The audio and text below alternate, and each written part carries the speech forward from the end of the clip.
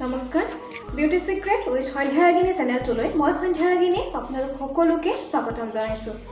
আজিৰ মোৰ ভিডিঅ'টো বিশেষকৈ মহিলাসকলৰ বাবে আগবঢ়াই আনিছোঁ। আশা কৰোঁ আপোনালোকে মোৰ এই ভিডিঅ'টো চাই উপকৃত হ'ব। কিহৰ ওপৰত মই ভিডিঅ'টো বনাইছোঁ মই এতিয়াই নকওঁ বাৰু, আপোনালোকে চালে নিশ্চয় গম পাব। গতিকে আপোনালোকে চাওকচোন ভিডিঅ'টো, আৰু ভাল লাগিলে মোক জনাব। আচলতে মহিলাসকলৰ প্ৰয়োজনীয় কেইটামান কথা লৈ মই আজি এই ভিডিঅ'টো বনাইছোঁ। আহক চাওঁ। আপোনালোকে হয়তো সকলোৱে জানে প্ৰতিগৰাকী মহিলাৰ এটা প্ৰধান সমস্যা হৈছে আমাৰ পিৰিয়ডছৰ সমস্যা। পিৰিয়ডছত ল'ব লগা কিছুমান সাৱধানতাৰ বিষয়ে মই আপোনালোকৰ আগত আজি ক'বলৈ আহিলোঁ। আপোনালোকে ভিডিঅ'টো চাই যাওকচোন। পিৰিয়ডছৰ ক্ষেত্ৰত দেখা দিয়া মহিলাসকলৰ এটা প্ৰধান সমস্যা হৈছে পেটৰ বিষৰ সমস্যা। প্ৰায় মহিলাই পিৰিয়ডছৰ সময়ত আচলতে আমাৰ পেটৰ বিষ হোৱা দেখা যায়। পেটৰ বিষৰ লগতে আমাৰ খুব খং উঠে, আমাৰ মূৰৰ বিষ হয়, আমাৰ খং উঠে, পটককৈ মুডবিলাক চেঞ্জ হৈ থাকে।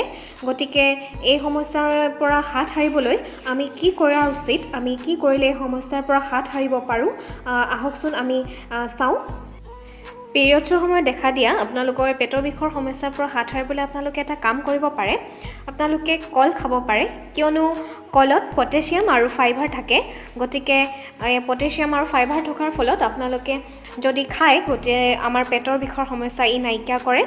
আৰু লগতে আমাৰ পিৰিয়ডছৰ সময়ত আমাৰ যিহেতু মুডবিলাক চেঞ্জ হৈ থাকে, পটককৈ খং উঠে বা আমাৰ পটককৈ কিবা এটা হয়, এনেকুৱা ধৰণৰ মুড চুইং হৈ থাকে। গতিকে আপোনালোকে তাৰ বাবে চকলেট খাব পাৰে। চকলেটে আমাৰ মুডটো ভাল কৰাত সহায় কৰে, মুডটো চেঞ্জ হোৱাত বা আমাক শান্ত কৰাত সহায় কৰে। পিৰিয়ডছৰ সময়ত আমি ল'ব লগা আৰু এটা সাৱধানতা হ'ল আমি আমাৰ খোৱা বোৱাৰ ওপৰত আটাইতকৈ গুৰুত্ব দিব লাগে। কিয়নো আমাৰ পিৰিয়ডছৰ সময়ত আমাৰ যিহেতু শৰীৰ দুৰ্বল হৈ পৰে, আমাৰ শৰীৰক আমাৰ পুনৰ শক্তি ঘূৰাই পাবলৈ খাদ্য বস্তুৱে যিহেতু আমাৰ শৰীৰক পুনৰ শক্তি প্ৰদান কৰিব। গতিকে খাদ্য সামগ্ৰীৰ ওপৰত আমি অত্যন্ত গুৰুত্ব দিয়া উচিত। গতিকে আমি আহকচোন চাওঁ আমাৰ খাদ্য তালিকাখন কেনেধৰণৰ হোৱা উচিত। কেৱল পিৰিয়ডছৰ সময়তে নহয়, আমাক দেহত এনেও পানীৰ প্ৰয়োজন হয়, কিন্তু পিৰিয়ডছৰ সময়ত আমাৰ যিহেতু ফ্ল'টো বেছি হৈ থাকে, গতিকে আমাৰ দেহত পানীৰ পৰিমাণ কমি যায়। সেইবাবে আমি সঘনাই পানী খোৱা উচিত। ডক্টৰৰ মতেও বা আপোনালোকে হয়তো সকলোৱে জানেই আমাক দিনটোত 2-3 লিটাৰ পানী আমাৰ খোৱাটো প্ৰয়োজন। গতিকে আপোনালোকে পিৰিয়ডছৰ সময়ত যিমান পাৰে সঘনাই পানী খাই থাকিব, কিয়নো আমাৰ দেহত মই কৈছোঁৱে আপোনালোকক আগতেই যে আমাৰ পানীৰ পৰিমাণটো কমি যায়। গতিকে আপোনালোকে পানীটো সঘনাই খাই থাকিব। পিৰিয়ডছৰ সময়ত আৰু এটা আমি কাম কৰিব লাগে, আমি গ্ৰীণ ভেজিটেবলছ খোৱা উচিত পিৰিয়ডছৰ সময়ত। কাৰণ আমাৰ যিহেতু বহুতো ব্লাড লছ হয়, তাৰ কাৰণে আমাৰ আইৰণ কমি যায়। সেয়ে ইয়াৰ বাবে আমি গ্ৰীণ ভেজিটেবল খাব লাগে। আৰু পাৰিলে ইয়াক আমি কেঁচাকৈ খাব লাগে বা চালাড বনাই খাব লাগে। কিয়নো এই খাদ্য সামগ্ৰীবিলাক যেতিয়া বইল কৰি দিয়া যায় তাত সঠিক পৰিমাণে আমি আচলতে আইৰণটো নাপাওঁ। গতিকে আপোনালোকে যদি পাৰে, যিমান পাৰে চেষ্টা কৰিব যাতে আপোনালোকে পিৰিয়ডছৰ সময়ত গ্ৰীণ ভেজিটেবলছ খাবলৈ চেষ্টা কৰে আৰু লগতে ইয়াক কেঁচাকৈ খাবলৈ চেষ্টা কৰে। গ্ৰীণ ভেজিটেবলছৰ লগতে পিৰিয়ডছৰ সময়ত আপোনালোকে চি ভিটামিনযুক্ত ফল মূলবিলাক খাবলৈ চেষ্টা কৰিব। আৰু ইয়াৰ পিছত আপোনালোকে এটা কথা মন দিব, পিৰিয়ডছৰ সময়ত আপোনালোকে অধিক তেল মছলাযুক্ত খাদ্য কেতিয়াও আপোনালোকে নাখাব। কাৰণ তেল মছলাযুক্ত খাদ্যই আমাৰ পিৰিয়ডছৰ সমস্যাত যিহেতু আমাৰ ব্লাড ফ্ল' বেছি হৈ থাকে, শৰীৰ দুৰ্বল হৈ থাকে, তেল মছলাযুক্ত বস্তু আমি হজম কৰিব নোৱাৰোঁ তেতিয়া। আৰু আমাৰ সেইবিলাক কাৰণতো আমাৰ প্ৰায় পেট বিষ হয় বা এনেকুৱা ধৰণৰ বহুতো সমস্যা দেখা দিয়ে। গতিকে আপোনালোকে তেল মছলাযুক্ত খাদ্য খোৱাৰ পৰা আঁতৰত থাকিব। ইয়াৰ পিছতে আপোনালোকে এটা কথা মন দিব, যাতে আপোনালোকে ব্যৱহাৰ কৰা পেডটো সদায় কটনৰ হয়।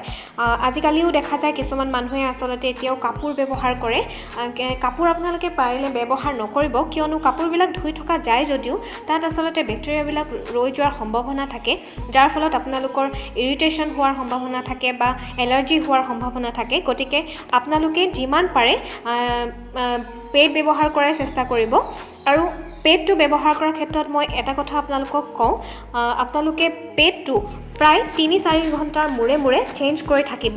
কিয়নো কিছুমানে ভাবে মোৰ ফ্ল'টো হোৱা নাই বা কম হৈ আছে, গতিকে মই গোটেই দিনটো মই এটা পেড বা পেডেৰে চলাই দিব পাৰিম। কিন্তু সেইটো আপোনালোকে ভুলতো এনেকুৱা কাম নকৰিব, কাৰণ তাৰ ফলত দেখা দিয়ে তাৰ ফলত আমাৰ বহুতো ইনফেকশ্যন হ'ব পাৰে স্কিন এলাৰ্জি হ'ব পাৰে সেইটো কাৰণে আপোনালোকে যিমান পাৰে বুলি নহয় আপোনালোকে চেষ্টা কৰিবই 3-4 ঘণ্টাৰ মূৰে মূৰে আপোনালোকে পেডটো চেঞ্জ কৰি থাকিব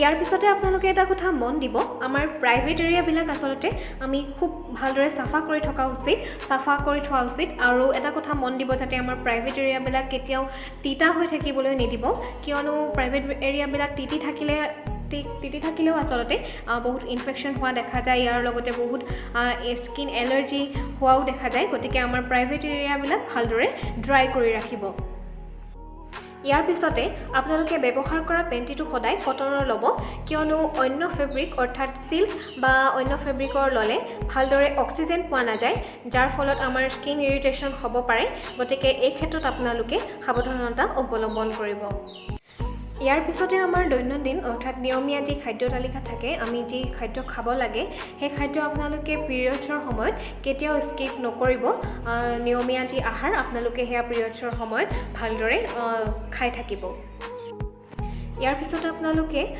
পিৰিয়ডছৰ সময়ত সেক্সুৱেল ইন্টিমেট হোৱাৰ পৰা আপোনালোকে আঁতৰত থাকিব ই কেৱল মহিলাগৰাকীকে ক্ষতি নকৰে পুৰুষসকলকো কৈছোঁ মই সেক্সুৱেল ইন্টিমেট পিৰিয়ডছৰ সময়ত আপোনালোকৰ বাবেও ক্ষতিকাৰক হ'ব পাৰে গতিকে আপোনালোকে পিৰিয়ডছৰ সময়ত সেক্সুৱেল ইন্টিমেট হোৱাৰ পৰা আপোনালোকে দূৰত থাকিব মোৰ আজিৰ এই ভিডিঅ'টো চাই আপোনালোকে কেনেকুৱা পালে মোক জনাবলৈ একেবাৰে নাপাহৰিব লগতে মোৰ চেনেলটো আপোনালোকে যদি এতিয়ালৈ সাবস্ক্ৰাইব কৰা নাই সাবস্ক্ৰাইব কৰি দিব আৰু লাইক আৰু শ্বেয়াৰ কৰিবলৈ একেবাৰে নাপাহৰিব ধন্যবাদ